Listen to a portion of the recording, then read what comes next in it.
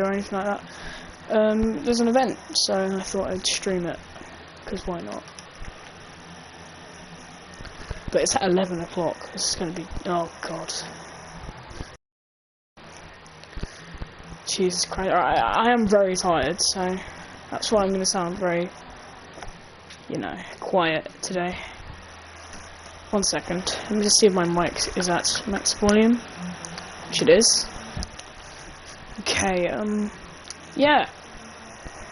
I don't know what to do for 4 hours until the event actually happens, and then... oh, okay, LTMs are starting to get disabled now. I can't play creative, which is the one thing I was going to do. That's so annoying! Come on! Why is the first thing that has to go down is creative? Alright, 1 second.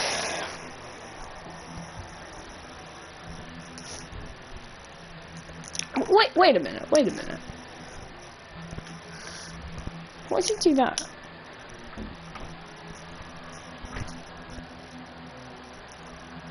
Oh, this is illegible for a bit, okay. That makes sense. Okay, we may as well play, like, I don't know, like this.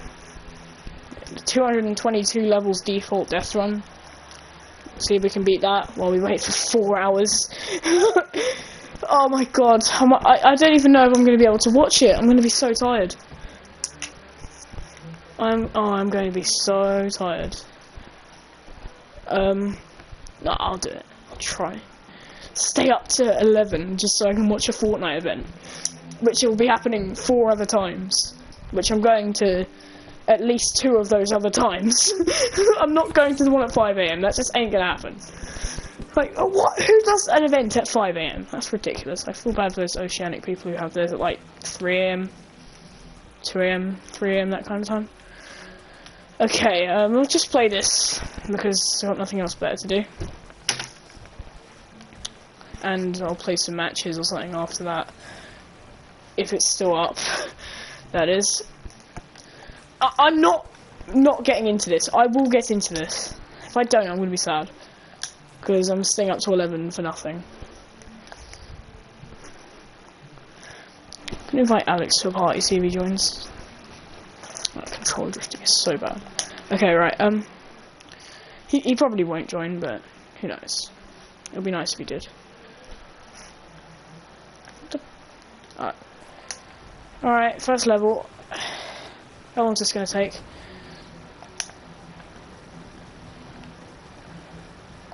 Right, these levels are very easy. I mean, that is kind of the point, isn't it? Right, I wonder what, like, the first level... oh, okay, there's your 7. Oh, I was really hoping to get to something better than that, but... right, I want to see if I can, like, steamroll past all these guys. Oh.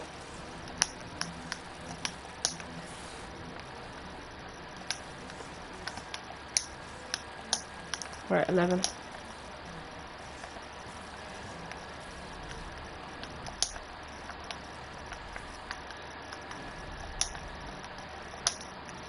Oh god. What level is that? Is that 12? Oh, 13.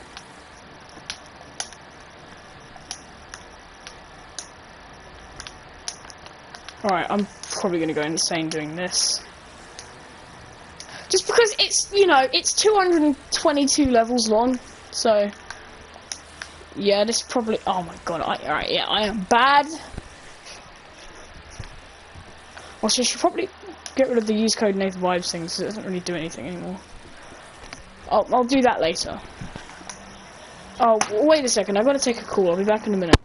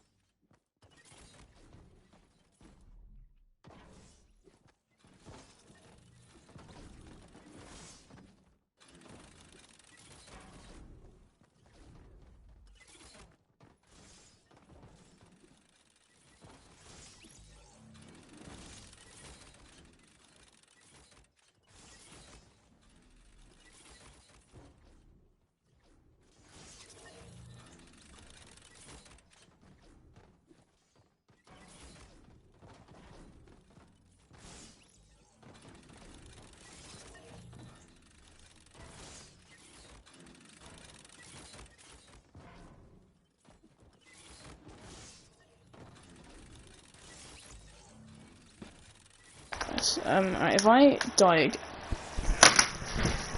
I'm deleting this game. I'm joking. I'm deleting this game. I'm starting to think this is a bad idea. Like, this is. Do you know what? I'm not playing. It'll take too long anyway.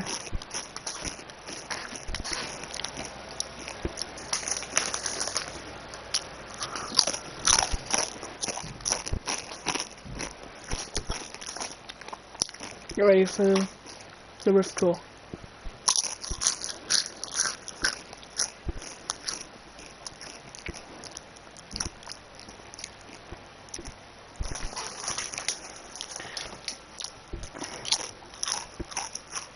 Alright.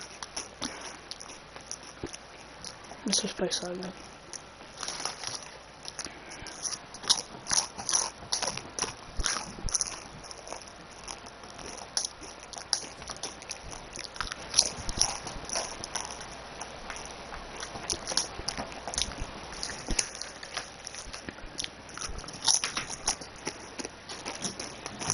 I've got a view. What's up, view?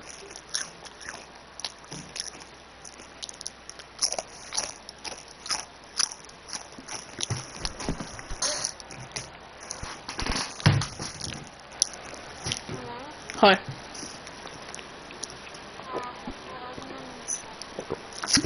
Okay.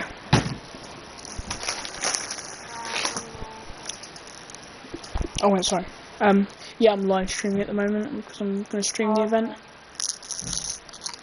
You're live streaming the event? Yeah, but I thought I'd start early. Cause why not? When is the event? 11. Oh, I'm not gonna watch that. I don't know why I'm doing this to myself.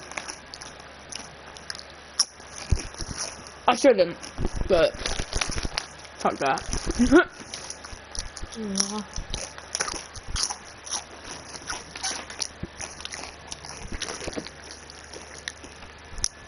Like, I don't care if it's not good for my mental health, I should do it anyway. No, the only one I'm not going to guarantee is the 5 AM one. That ain't gonna happen. Yeah. Probably only be up when that. Do you mean the Ariana Grande one? Yeah. Oh. Well, apparently when's like the other one? It's today, isn't it? There's one today. There's one tomorrow at 7 PM. There's one at 5 AM on the 8th, which is I'm probably stupid. just gonna watch the tomorrow one then. Okay. Wait, when is it today? At 11? 11, yeah. Yeah, I'm probably just gonna watch tomorrow's one. Yeah. Gotta ask Nathan if he can come play, because he usually stays on quite late.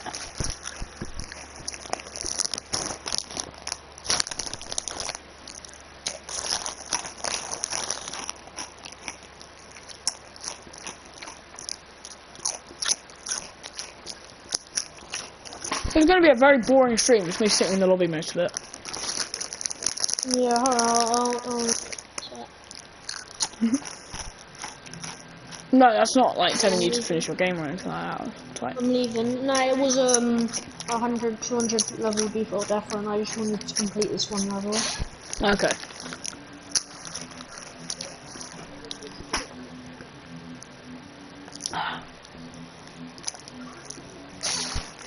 God, it's gonna be so boring when all the game modes are down. And also, I wonder how, like, what the game mode's gonna be for the event. Like, is it gonna be like a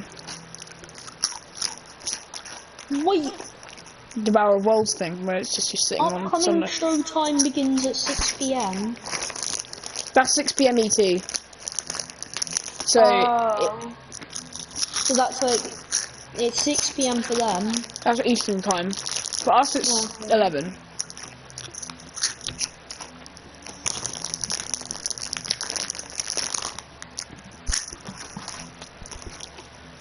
And there's also one at 3 on the 8th as well, at 3 PM, which is also a reasonably decent one. When? At 3 PM on the 8th. On the 8th. Oh, okay, I might watch that one then. Yeah. If I miss the other one, because my sister likes to go on at like 7. Ah. Yeah. Oh, okay. At least you can get one of them. Yeah. I'm probably gonna just mute audio for the event or something. I'm joking. I'm not gonna mute audio. Because what's the point? Yeah. The music is gonna be so bad. Oh god. What about the live event, like the other live, the alien event? Oh, I think this is Wait, gonna have the some alien relation. The alien event's in 3 hours. Yeah, that's the count. I feel like this is gonna be alien related as well. It's gonna have both, like Ariana Grande's like doing the music and stuff.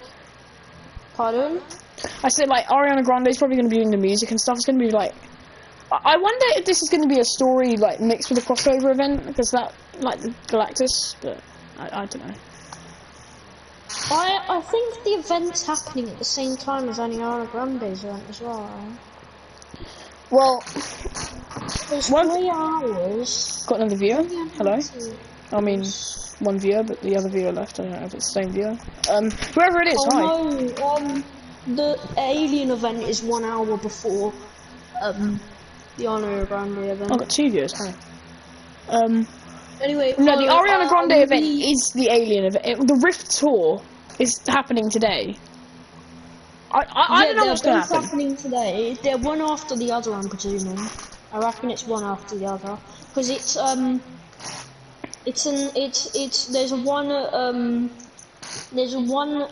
the alien event is at 22 and Ariana Grande is at 23. So how do you know that? Because of the timer, it's in the loading screen, not the loading screen. Well, how are they going to do that? Because that's going to be 2 hours long. And most people are just going to fall asleep halfway during it. I would be one of those people. They're probably going to release like solos for like half an hour after the event. And no, alright, what I think is going to happen, it's going to be like the Device event where most events really, where it goes down like 60 minutes before the event. Like all servers, like everything's down. Yeah. And then they re-enable the event playlist. And then after that, it's going to be like another half an hour or something, or 60 minutes until the server's back up again. Also, for some reason, this isn't working properly. Which I don't know why. I'll sort it out later. Because I kind of want that so I can go on the stream on my computer and stuff, but like... Fuck it.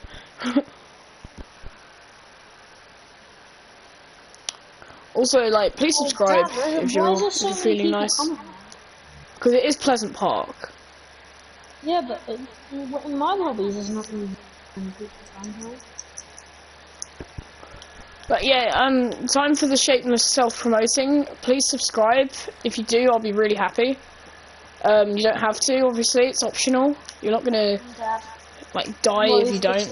But, like, I'd really like it if you did, and also if you want to. You can like the stream, which would also be nice. I'd like that too. Or if you don't like it, just leave a dislike. I don't care. Like, you do what you want. I'm not gonna force you to like the stream if you don't like it. I'm probably dead. I'm not sure if there's anybody in the house. I'm hoping not. There is someone here. I killed them. I only have a pistol on me. This kid came in when I have 2 guns. I'll come over there and help you in a second. I'm just like medding. Yeah, no, I don't think there's anyone else. I'm dead. But, okay. Oh, I've just been fried. I'm coming. I'm coming. Don't worry, I'm good. I can see metal car. Okay.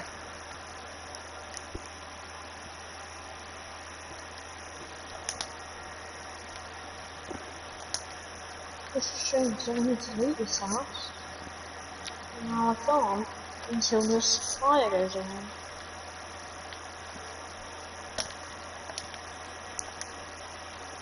How long does it take? Okay, fine now. Right, I think this is going to be a terrible idea doing this. Yeah, it was the worst idea of my life. Where are you? On the roof of the greenhouse, getting shot.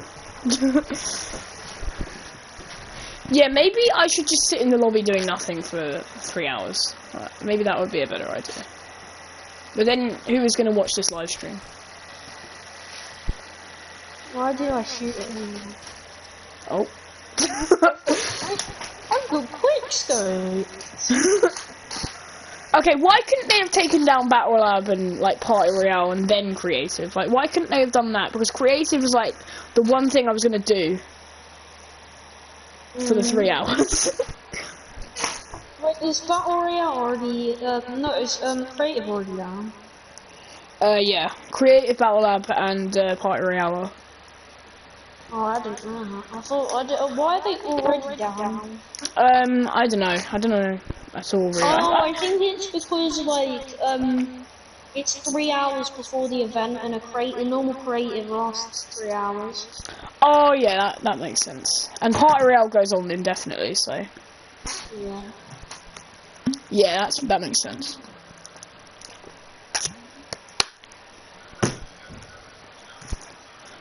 So yeah, I feel like alright. The upcoming showtime begins at 6 PM ET. We recommend being logged into Fortnite at least 60 minutes early. Creative mode, Battle Lab, and Party Royale currently disabled. So I don't know what to do. Alright, let me try and sort out my computer. Didn't take long.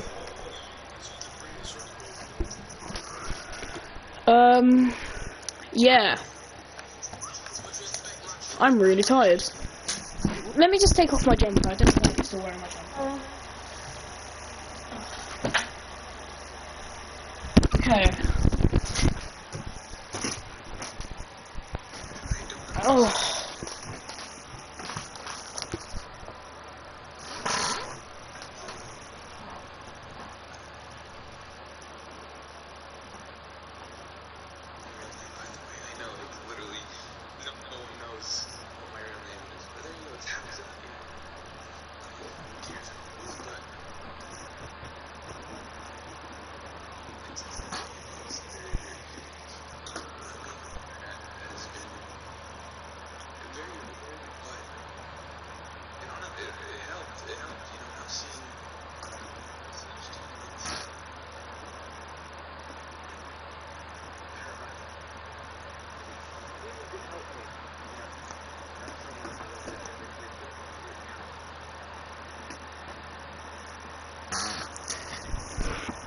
Ugh.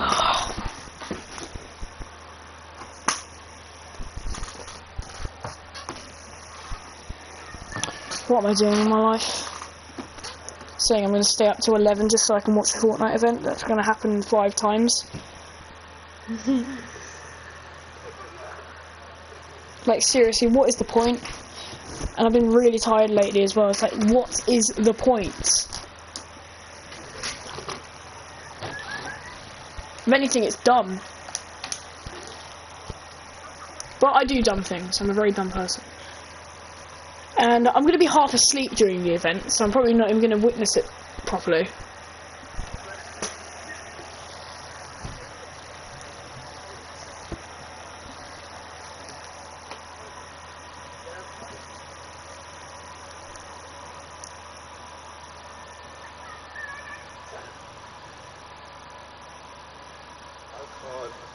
I can't function the right side of my face when I close my mouth as well. This is witchcraft, man. All because I got a minute. I don't know where else to post this, but I just saw the new Suicide Squad. Okay, Nathan's coming on at 9:45. That's cool. So at least I won't be lonely. Pardon? I said Nathan's coming on at 9:45, so at least I won't be lonely. Oh my god. Why doesn't Nathan stay on so late though? He usually apparently goes to bed really late and then he wakes up really late as well. I don't understand how his parents allow him. Oh, I can stay up quite late. Lately I've been going to bed really early, like 9:30, but oh my god. Alright. Oh, and I'm gonna have to scream like hell during the event as well, aren't I? So like, oh my god, I should probably save that all. My parents are gonna be going to sleep and stuff.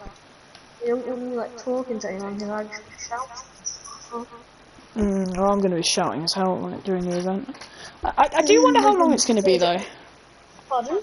I wonder how long it's going to be. If it's going to be a whole hour. It won't be a whole hour. It'll probably be about 10 minutes.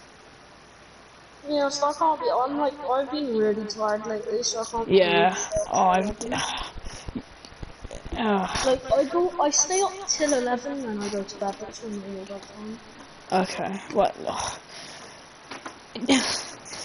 lately, normal bedtime for me has been about like 10.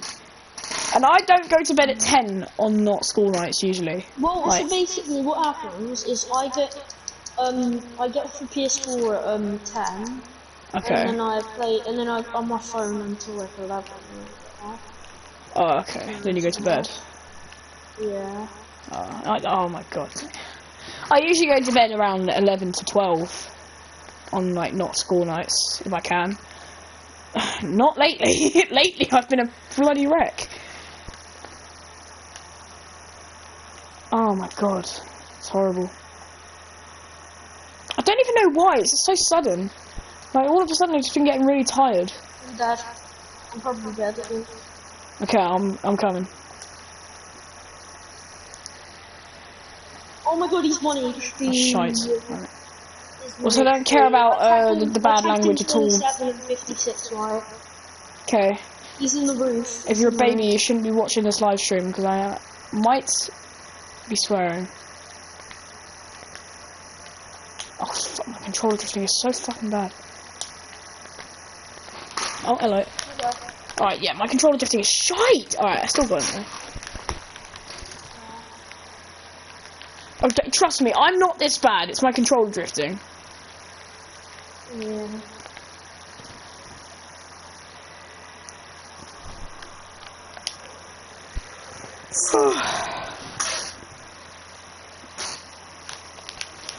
And if like, I popped a big barrel minis, I would have been sharing. Because them minis are not big.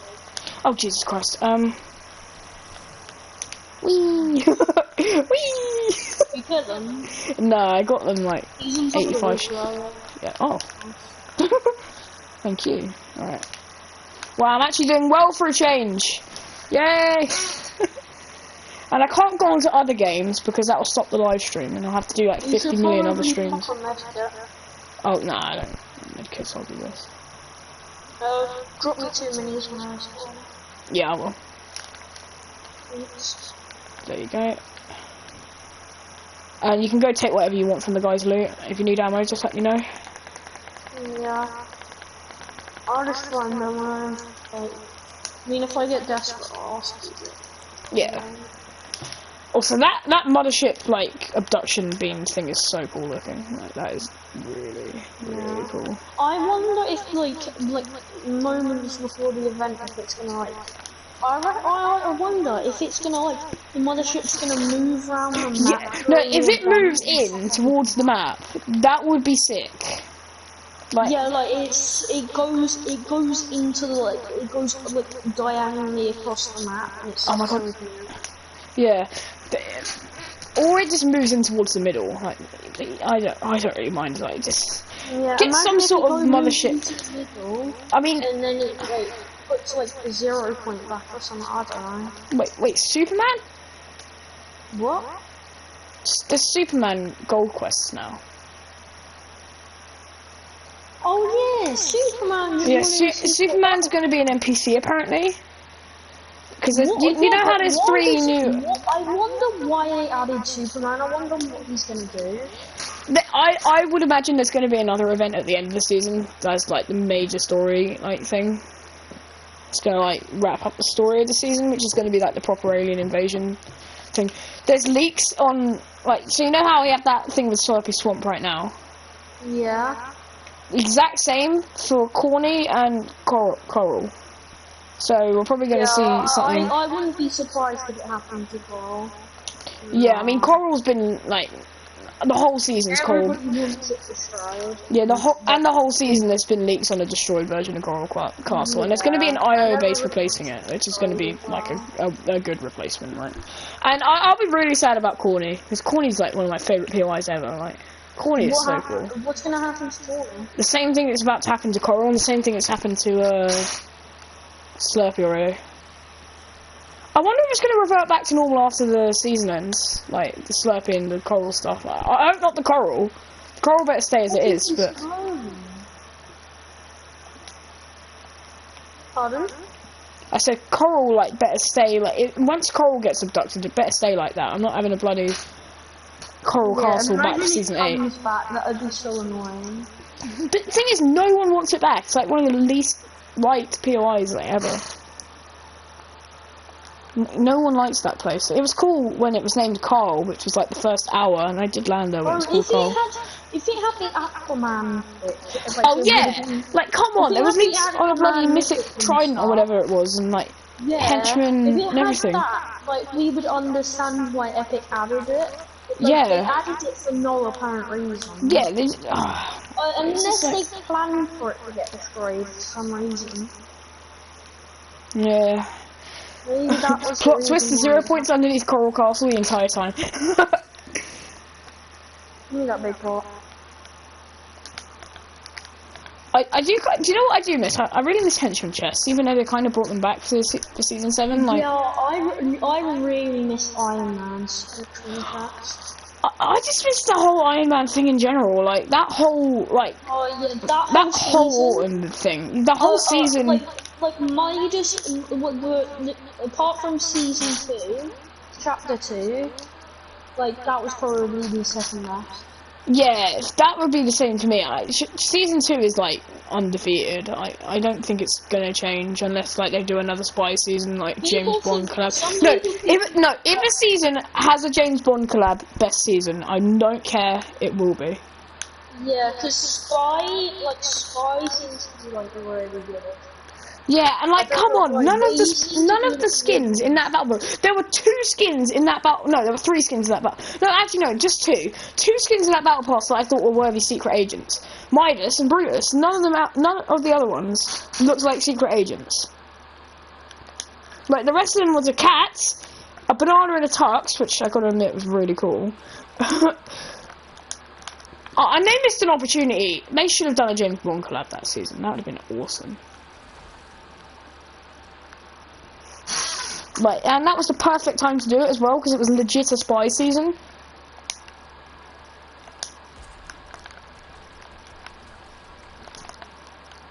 Oh, nice.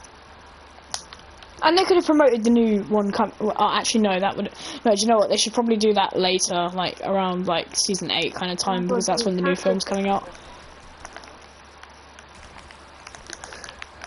Go on. I don't want that. I don't like the only version of that gun I don't like is the blue one. All the others I would use. Like, I really like that gun, but the blue one is off. Have you done the barrels yet? No, that wasn't me. That someone else did it. Yeah, I know. Can you just like? Yeah, I'll move in a second. I'm just quickly getting this. Okay, I'm coming. I cracked both of them. Shite. Oh, nothing. Can we just like not like? Can I just have a break from playing for a minute, for a bit, and like just chill? Like, let me just get the stream up on my computer so I can like do stuff. And actually, no. What's the point? I don't need to do that. Oh, I'm so fucking tired.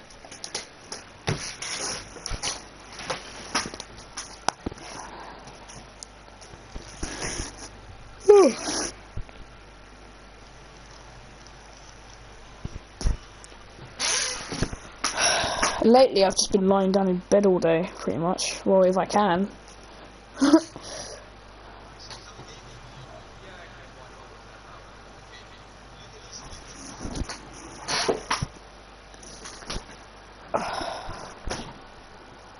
do I do with my life? Oh, good. Oh, good. That's about time.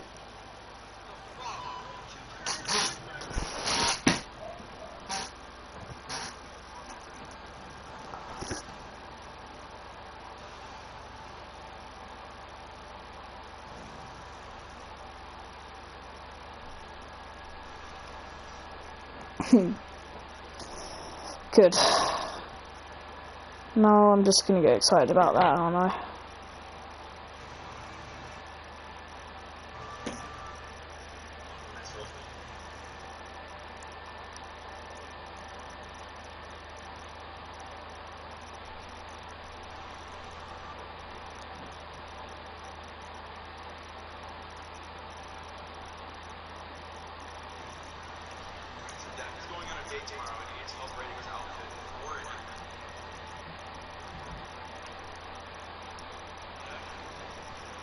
Hold on, someone called me. Give me a second. Okay.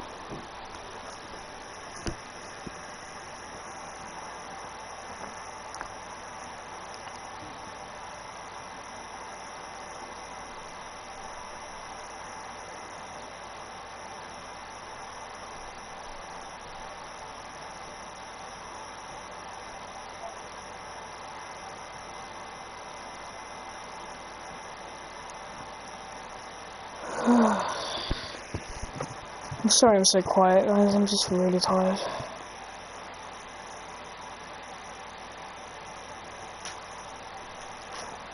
Like, I'm really tired. Hope you can understand. Yeah, someone kill me, please. I just need to die. Like, I'm joking. Please, please don't. Like, I'd rather that not happen.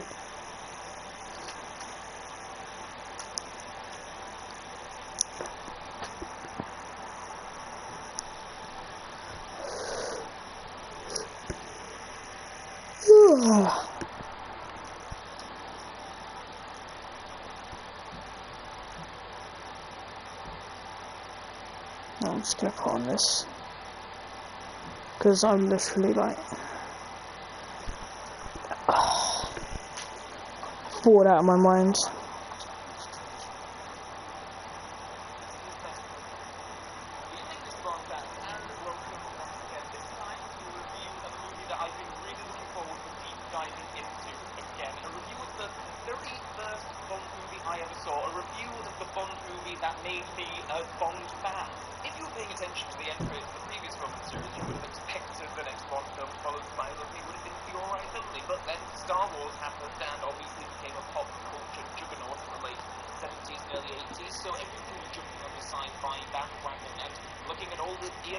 Titles left to be used, what do you know, there's one with Moon in it, so let's do that one. I still find it quite interesting that they even had the title Moonraker left to use at this point, and that they didn't just get to it sooner, given that they were already going to start using titles from Fleming's stories like Your Eyes Only, but I sense that no one on the production crew really gave Fleming's Moonraker much thought.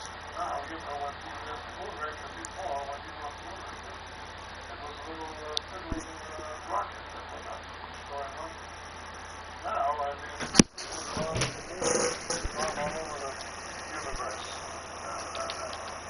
Much more science than that. I do kind of love how disregarding producer Cody Buckley is about the original source material, despite the original Moonraker novel being one of Fleming's strongest Bond works. I think he is right about the tale. Where the previous movie, the Spy Who Loved Me, took the series, Moonraker kind of had to do something more than what was in that original work. And much like the Spy Who Loved Me, this movie completely disregards its source material to do its own completely sci-fi thing. Oh, did I say sci-fi? Sorry, I meant science fact thing. Oh, we're not science fiction, we're in fact science fact. Moonraker is obviously a much derided Bond film, and a franchise deciding to go into space is always going to be seen as a jump-the-shark moment, but this video is not actually going to be treating this film as a punching bag. I have an awful lot of love for this film, despite its flaws, which we will be talking about, but if I can set myself one mission for this video, it is that I would love to try and win over some people, bring some people around to seeing the good in Moonraker, the same good that I see. Will I succeed? Maybe?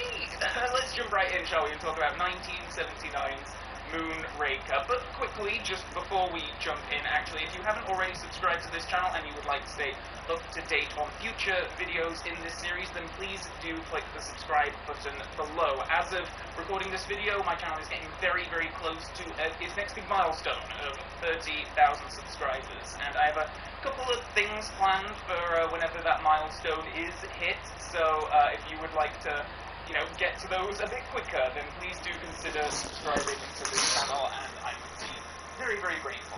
So with all that in mind, let's dive right in. We begin the film in much the same way that we began the previous installment. Following on from the gun barrel sequence, we witness something bad happening to a mode of transportation. A space shuttle named Moonraker is in the middle of being transported on the back of a plane, but a pair of leather-sporting stowaways hijack the shuttle and make off with it, destroying the jet in the process. I mean, obviously, something bad was to befall this trio, as one of them was played by the same young bloke who was on the hijacked mode of transportation in the previous film, and later perished after trying to steal the spotlight from our hero. So while this is obviously just a bit-part recasting, I do love the idea that these two guys were twin brothers and the Navy and all went to the Air Force.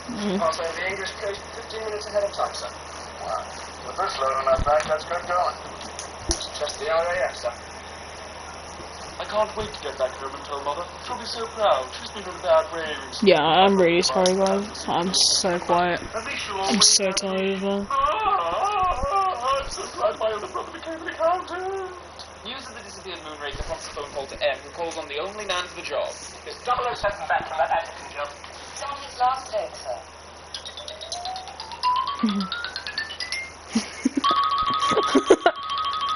What follows is one of the greatest action sequences in the entire series, and an amazing bit of stunt and camera work. I love that we're clearly finding Bond on the tail end of some other mission, and I love his expression when the stewardess pulls the gun on him. They will never be flying with us. You're so right, Mr. Bond. No trash, no in-flight entertainment for me today. After a scuffle with a pilot, Bond is pushed out of a plane by a returning Jaws. We have an action sequence in freefall, with Bond having to catch up to the pilot to pinch his parachute before he splats on the ground. So, obviously, when you've seen this scene multiple times like I have, you'll notice that there are a lot of things that kind of detract from the realism of the sequence. You can spot bits of stunt equipment and such, but just the fact that they achieved this thing in 1979 is absolutely stunning. I mean, to choreograph this thing, to develop a camera like this, great. these incredible shots without breaking the cameraman's neck when he pulls his parachute cord to land, and just to tell a story through this sequence. I mean, it's just fantastic, and a great, exciting entry into the film. So it is a bit disappointing that it ends in the relatively unfunny gag of Jaws flapping his arms like Wile E. Coyote and then falling into a circus tent.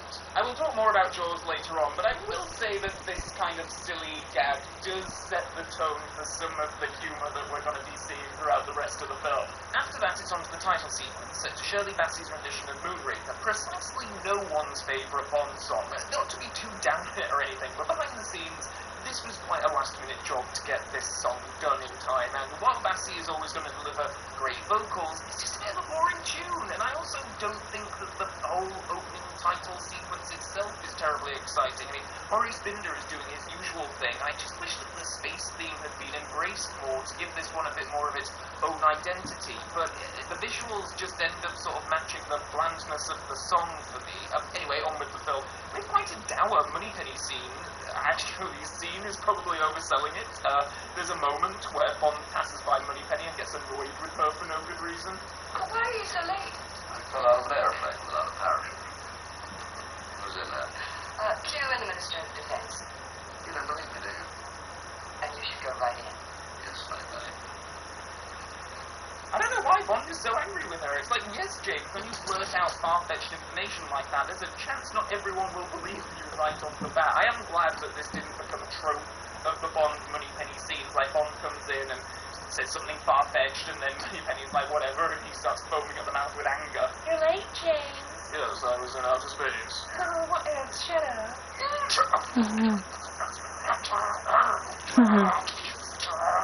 Anyways, in a much better mood with everybody else, MQ and the Minister of Defense are present to fill in Bond on the hijacked shuttle and tell him to head to Drax industries in California where the shuttles are assembled. He's to investigate as well as be something of an ambassador, given that British forces were in charge of transporting the shuttle, and the minister in particular is concerned about the effects that its disappearance will have on international relations. Bond is also outfitted with his main gadget for this film, catchily titled Wrist Dart Gun. This is now being issued as standard equipment. And by standard equipment, of course, we mean that it'll get 2 uses in this adventure and then never be seen or heard of again. Bond heads to California and immediately meets Corinne Dufour, a Drax Industries pilot who takes Bond to the chateau where Mr. Drax lives, after bringing it over from France brick by brick. It's a really nice, eccentric film detail, but I always forget that this film is technically set in America for much of its first act. Obviously, the main location of the production was France, so that's why we have the filming at this French location, and there are plenty of French actors in the cast for production credits and so on, but how they contrived to reason for having this clearly French structure in the US is suitably bonkers, and I love it.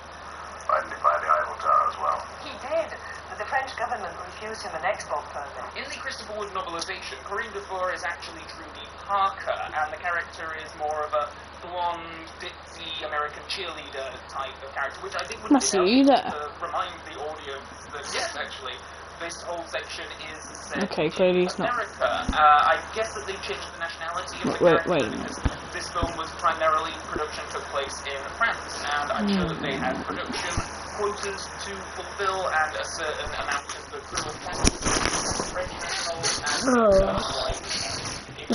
This is probably one of the worst streams I've had. It's so bad. Drax's brother Cavendish takes Bond to meet with Hugo Drax, who is introduced to us playing the piano. Now, the camera sweeps around the villain and zooms in on his hands, and for the longest time I thought the intention here was supposed to be that he isn't actually playing the piano, and he's just hovering his hands over the keys while he plays the music. Bear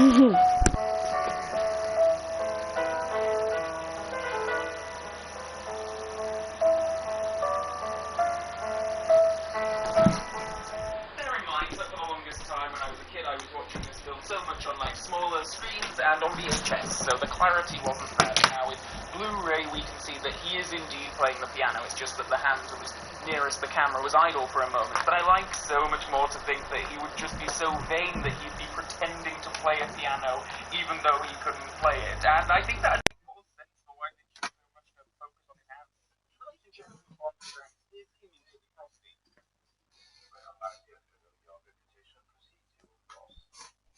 I'm out of it.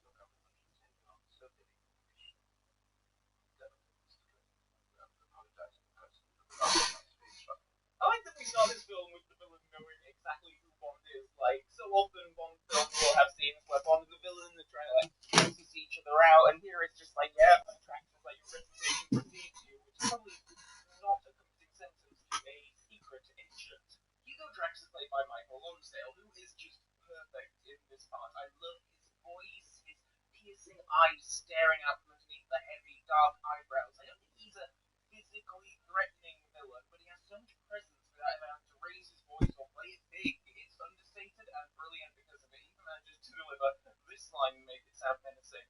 May I press you to a percentage? Bond is whisked away after a little dialogue with Drax, who decides that murdering the agent right off the bat is the best way to cover up his evil scheme and put the British government off the scent, so instructs his henchman Chang to see that some harm comes to Mr. Bond. Green takes Bond to meet the Dr. Goodhead, who goes for him around Drax's facility. Can I help you? Yes, my name is Bond. James Bond. I believe Dr. Goodhead. You just found her. Your powers of observation do you credit, Mr. Bond. This interaction sets up a running theme of misogyny that I think plays out through Bond and Goodhead's relationship throughout the rest of the film. Obviously, Bond as a character is famously a sexist, misogynist dinosaur, but I feel like in this film it's certainly more pronounced, and they're trying to do more with it throughout the rest of the film. Obviously, Bond as a character is famously a sexist, misogynist dinosaur, but I feel like in this film it's certainly more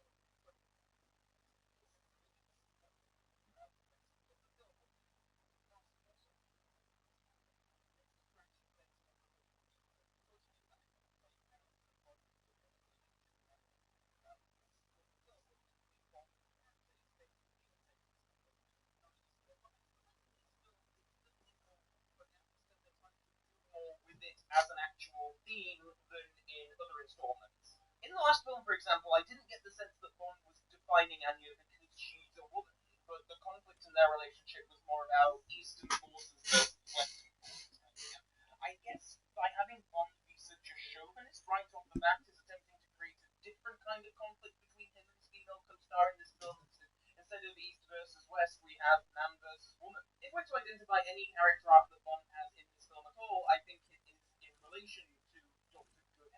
kind of goes from having this quite patronizing view of her to later on in the film, he's like really impressed with it. Like, oh wow, yeah, you're a genius, you can kick ass and pilot a space shuttle, maybe I should just zip it. I don't think it's a terribly pronounced arc, but I think it is there, and I'll talk about it a little bit more what I think is the arc's conclusion. I'll talk more about Lois Charles as Dr. Ollie Goodhead later too, because after the quick tour of the facility, she gets Bond to take a ride in the centrifuge, which is the spinny thing that trains astronauts. I really like how Moore plays it here. He's making jokes and stuff, but you do get the sense that he's ever so slightly nervous about this, and I also find it interesting that Bond takes the time to do this all. I mean, it's not really imperative to his mission, and he doesn't know he's going to be going into space at this point, but whatever. I love this whole sequence. Obviously, Ollie is called away, and Chang takes control, relishing and slowly increasing the speed until it hits dangerous territory. Moore plays this wonderfully, and it's a great moment to Bond being in a vulnerable situation. He looks nervous and scared and shaken up, and after using the wrist dart gun to disable the device, he stumbles out sweating and clearly struggling to even stand upright. Later that evening, he dons his most stylish stealth clothing and heads to Kareem's room to schmooze her into revealing some information, and in that very classic Roger Moore Bond way, charms the necessary details out of her. Specifically, that Drax is indeed working on some secret project, and he takes some snaps of some suspicious blueprints that he finds in the safe. I love the little 007 logo on his tiny camera, by the way. I wonder if all 00 agents have this bespoke gear. Despite having really used information, Bond is nevertheless quite tender with her when he says goodbye, which is sweet, given how things are going to go down for her in the next scene. As Drax finds her on the same room within seconds of each other. Next scene shows Drax and a bunch of 1 guys. second, guys. It's called Off the Tune of 2001. Okay.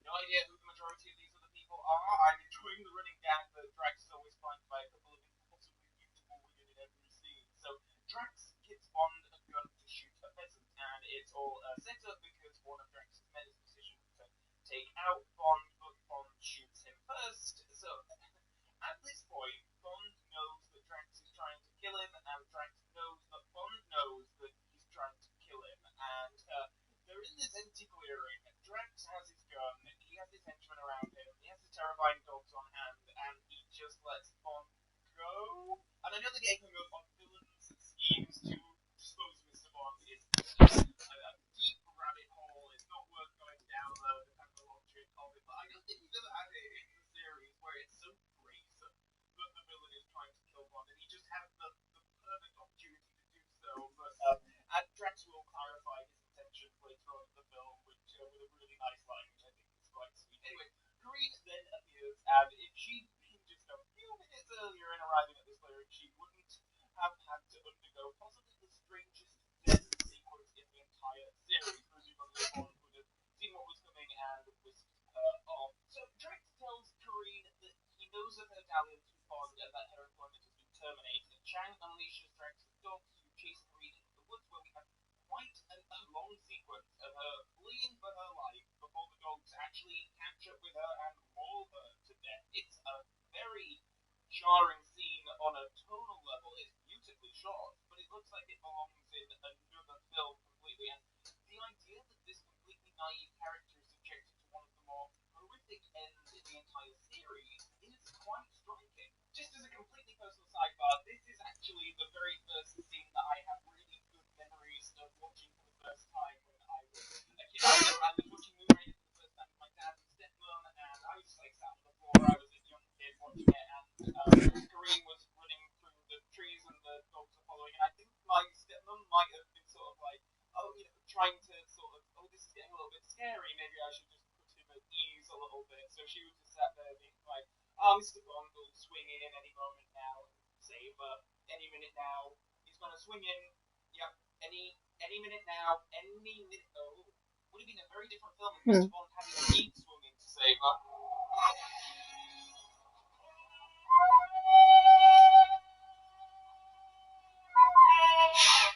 But no, Kareen dies. And instead, we're off to Venice. Little cameo here from producer Cubby Broccoli, by the way. Bond follows the clues from the blueprints to a glass-making museum where no one seems to mind that there's just welcome to 888 Casino. Come to the right place.